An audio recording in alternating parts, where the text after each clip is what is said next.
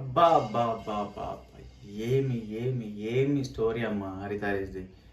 ప్రతిసారి అంటే ఆయన జెన్యున్గా చేస్తున్నా లేకపోతే కావాలని చేస్తున్నా ఫుటేజ్ కోసం చేస్తున్నా అని అర్థం కాదు కానీ ప్రతిసారి ప్రతి దాంట్లో ఏలు పెట్టి నేను గొప్ప, నేను మోనార్క్ని, నేను ఎవరి మాట వినను, నాదే వినాలి అందరూ అన్నట్టు బిహేవ్ చేస్తూ ఉంటాడు.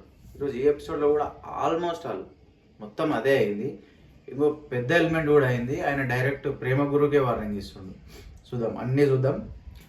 Welcome to my channel Leo speaks. This is me Leo.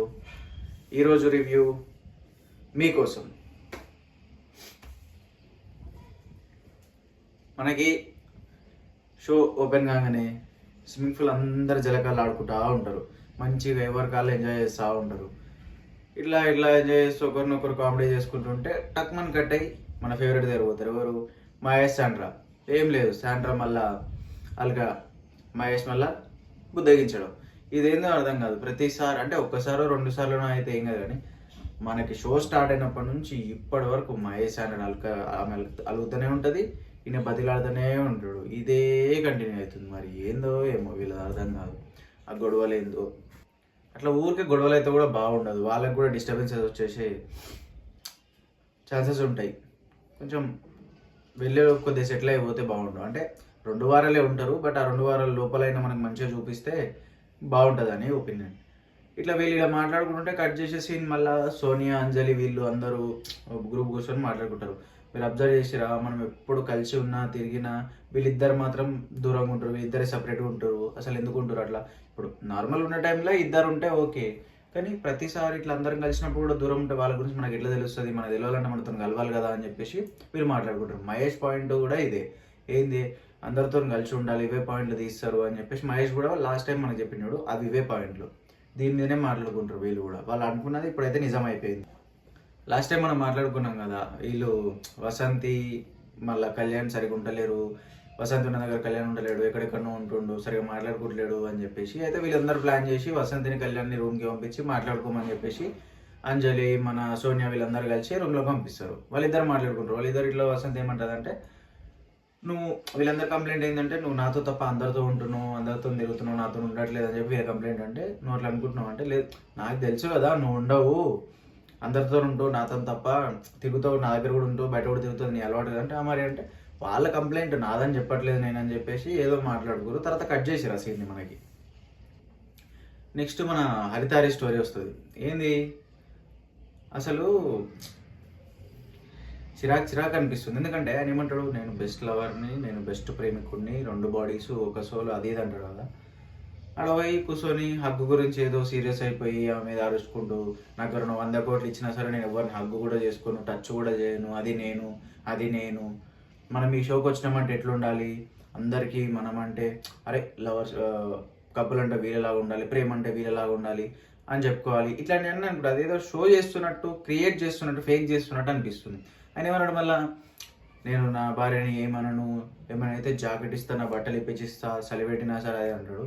మళ్ళీ నువ్వెందుకు జాకెట్ ఎట్లా సౌండ్ చేస్తున్నావు, మైక్లో వినిపిస్తుందా మనం మాట్లాడేదని చెప్పి చిరాకు పడుకుంటే జాకెట్ తీసే అంటాడు. ఆమె చలి పెడుతుందన్నా కూడా జాకెట్ తీసాడు. ఆడనేమో అడిగి మరీ జాకెట్ చలి పెడుతున్నా సరే జాకెట్ తీసేస్తుంటాడు. మరి ఈయన ఏందో అర్థం కాదు, వీళ్ళదేందో అర్థం కాదు. ఆమె హరిత మరి ఎట్లా భరిస్తుందో ఏమో తెలియదు. మధ్యలో డివోర్స్ అని మాట్లాడుతుండు. డివోర్స్ అన్నప్పుడు కూడా అని చెప్పి మరి ఏమైంది అది మధ్యలో తెలియదు.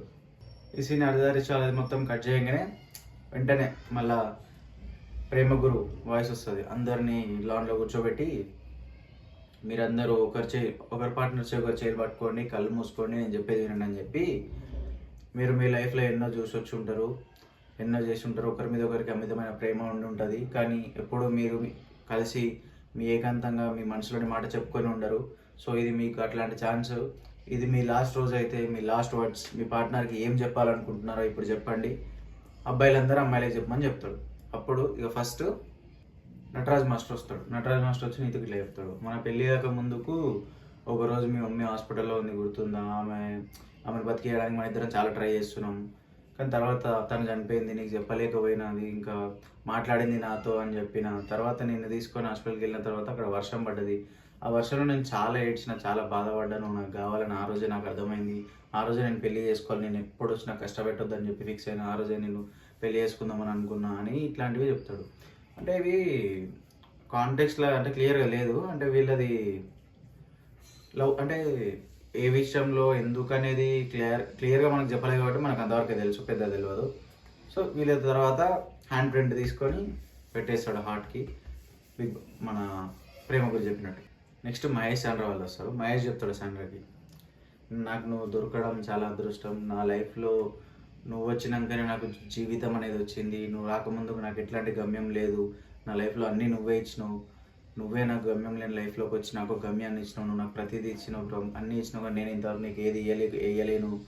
నీకు నా లైఫ్‌లో నా ప్రేమని ఇస్తా అది ఇది అని చెప్పేసి చాలా బాగా చెప్పిండు. అంటే ఆయన కాంప్రమైజ్ కానీ కూడా అదే కారణం. అంటే వాళ్ళ లైఫ్లో మరి తన వల్ల ఈయన ఏం బెనిఫిట్ పొందిండో, మరి ఎమోషనల్గా ఉన్నప్పుడు వీక్గా ఉన్నప్పుడు వచ్చి సపోర్ట్ చేసిందో తెలియదు. కానీ ఎన్నిసార్లు ఆమె అడిగినా సరే ఈయన ప్రతిసారి కాంప్రమైజ్ అయ్యి తగ్గి ఆమెను బతలాడుకుంటూనే వస్తుంది. కాకపోతే ప్రతిదానికి ఒక పేషెన్స్, ఒక లిమిట్ ఉంటుంది. అది ఎండ్ అయ్యేలోపే ఆమె కొంచెం అర్థం చేసుకొని మాట్లాడితే బాగుంటుంది అని చెప్పేసి నా ఒపీనియన్. నెక్స్ట్ జాను బాను వాళ్ళు వస్తారు. వీళ్ళది బాగుంది. ఎట్లా అంటే ఆయన చెప్తాడు, నా లైఫ్లోకి నువ్వు రాకముందుకు నన్ను ప్రేమించే వాళ్ళు లేరు, నన్ను పట్టించుకునే వాళ్ళు లేరు ఎవరు. నువ్వు వచ్చినాకనే నన్ను పట్టించుకున్నావు, నాకు ఎంతో ప్రేమనిచ్చినావు. నీకంటే ముందు మా నాన్న ఉంటుండే నా లైఫ్లో ప్రేమించాడు. ఆయన కంటే కూడా ఎక్కువ నువ్వు నన్ను ప్రేమించినావు. ఒక చిత్తు కాగితంలో మూలకు పడి నన్ను తీసుకొని దాన్ని రెయిన్బో లాగా రంగులద్ది నన్ను చాలా బాగా చూసుకున్నావు. నువ్వు నా జీవితంలో నీ అంత ప్రేమని ఇవ్వలేను, కానీ వచ్చే జన్మలో నీలాగా నేను పుట్టి నువ్వు నాకెంత ప్రేమించినావు అంత ప్రేమను నేను నీకు ఇస్తా. జీవితం నేను నా గుండెల్లో పెట్టి చూసుకుంటా అని చెప్పి మస్తు అనిపించింది. ఆమె టూ ఎమోషనల్ అనిపించింది. మస్తు ఏడుస్తూ, అంటే మాటలు చెప్తుంటే ఫుల్ ఎమోషనల్ అయిపోయి చాలా ఏడుస్తూ ఉంది. అంటే ముందు కూడా మనం చూసినాం కదా వేరే టాస్క్లో, దాంట్లో ఎమోషనల్ అయిపోతుంటే దీంట్లో కూడా అంతే సేమ్.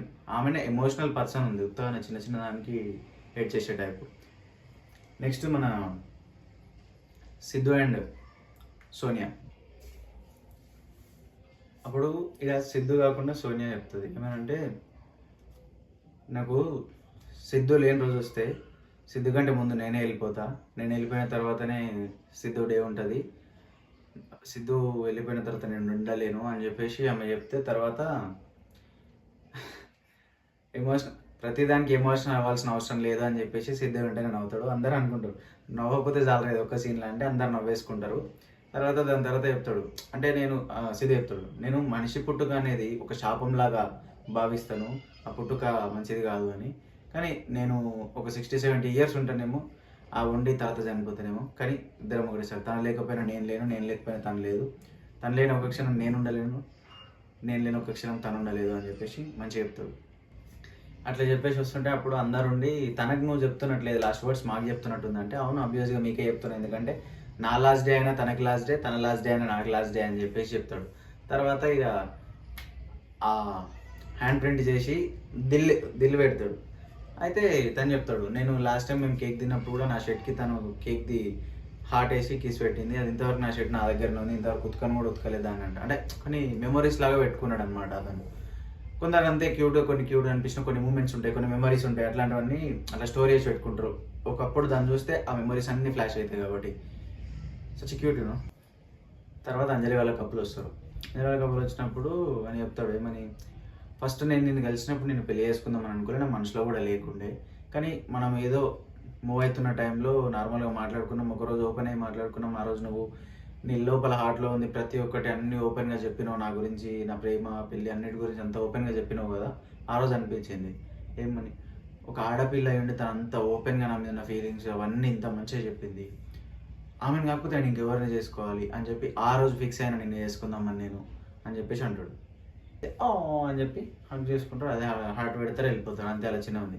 ఇక్కడ ఒక చిన్న కాన్ఫ్లిక్ట్ వస్తుంది. ఏంది, ఇది అయిపోయి ఇంకా నెక్స్ట్ వాళ్ళు రాకముందుకే అంజలి ఇంకా నీతుని తీసుకొచ్చి మా ఇద్దరి మధ్యలో ఒక బాండ్ చెప్పాలనుకుంటున్నా అని చెప్పి స్టార్ట్ చేయగానే మిగతా వాళ్ళందరూ ఉండి ఇప్పుడు అవసరం, ఇది అయిపోయిన తర్వాత చేసుకోవచ్చు కదా అని చెప్పేసి అందరు అంటారు. అప్పుడు నూకరాజు కూడా అంటాడు, అంటే ఇది ఒక్కటి కొంచెం వేరే ఎక్స్ట్రా ఎవరు ఉన్నారో అది చేసుకొని వెళ్ళిపోతే అయిపోతుంది కదా. అంటే వాళ్ళు ఇంకా అప్పటివరకు రెడీ అవ్వండి ఎవరన్నా, నేను చెప్తా కదా అని చెప్పి అంజలి ఇట్లా అనేసరికి అంజలి కొంచెం కోపం ఎక్కువ కదా, కొంచెం యాంగర్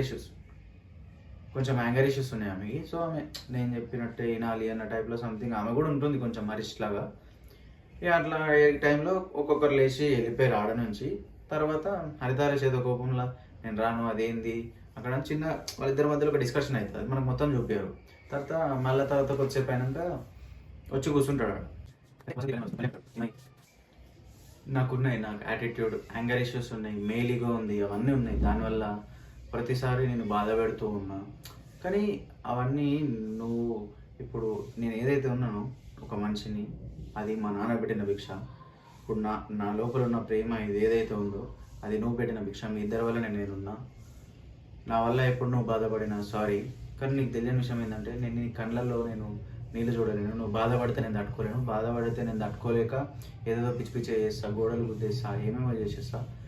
అవన్నిటి వల్ల నువ్వు బాధపడుతున్నావు అని తెలిసినప్పటి నుంచి నేను అవన్నీ మానేసిన. నువ్వు లేకపోతే నేను లేను అని చెప్పేసి చెప్తుంటాడు. వీళ్ళు జరుగుతున్న టైంలో హరిత హరీష్ ఉంటారు. వాళ్ళు లోపలికి వెళ్ళిపోయారని చెప్పిన ఇంతకుముందు ఆ లోపలినే ఉంటారు. అప్పుడు హరిత అడుగుతుంది, రండి వెళ్ళి కూర్చున్నాం అంటే పిచ్చి పిచ్చిగా మాట్లాడకు, అవన్నీ ఏంటి నేను రాను అది ఇది అని చెప్పి చిన్న గొడవ అవుతుంది. తర్వాత మళ్ళీ వచ్చి కూర్చుంటారు. తర్వాత ప్రియాంక అండ్ శివ్ వస్తారు. వీళ్ళది కొంచెం మంచి అనిపించింది. అంటే శివ్ ఓపెన్ అయ్యి తను ఇంతకుముందు బయట ఇంటర్వ్యూలో చెప్తాడు ఏమనంటే, ఇంతవరకు మీకు ఎవరికి నేను చెప్పలేదు, ఇది చెప్తాను. నాకు నాన్న అమ్మ ఉండేవారు. మా నాన్న డ్రింకింగ్ పర్సన్, ఆయన ఫుల్ తాగుతాడు. మా అమ్మ చాలా బ్యూటిఫుల్ సోల్, మా కోసం చాలా కష్టపడ్డది. ఎంత బాధనైనా భరించింది మాకు హ్యాపీనెస్ ఇవ్వాలని చెప్పి. మా నాన్న ఫుల్ తాగొచ్చి మా అమ్మని కొడితే నేను బాధపడి దేవునికి ముఖ్యమని, మా అమ్మకి ఏం కాకూడదు, నా ఇష్యూ కూడా మా అమ్మకి ఇచ్చేసి మా అమ్మని బతకాలే చూడండి అని చెప్పి నేను బతలాడేవాడిని.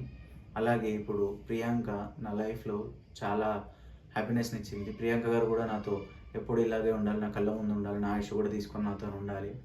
నేను ఒక మంచి, మా నాన్న నాకు మంచి ఫాదర్ కాలేదేమో కానీ నేను మాత్రం మంచి హస్బెండ్ అవ్వాలనుకుంటున్నాను, మంచి ఫాదర్ కావాలనుకుంటున్నాను నా పిల్లలకి అని చెప్పి ఎమోషనల్గా చెప్పి ఇద్దరు చేసుకొని అనుకుంటే వెళ్ళిపోతారు. అంటే అవి ఉంటాయి కొందరి లైఫ్లో, వాళ్ళ ఫాదర్ వల్ల ఫేస్ చేసిన సిచ్యువేషన్స్ అవన్నీ ఉంటాయి. అప్పుడు మెన్ స్ట్రాంగ్ అవుతారు. కొందరు వీక్ అయ్యి మెంటల్గా డిస్టర్బ్ అవుతారు. వాళ్ళ లైఫ్లో ఏది సాధించలేకపోతారు. కొందరు పట్టుదలతో చాలా సాధించి చూపిస్తారు. అట్లాంటి ఫ్యామిలీ నుంచి వచ్చిన వాళ్ళు.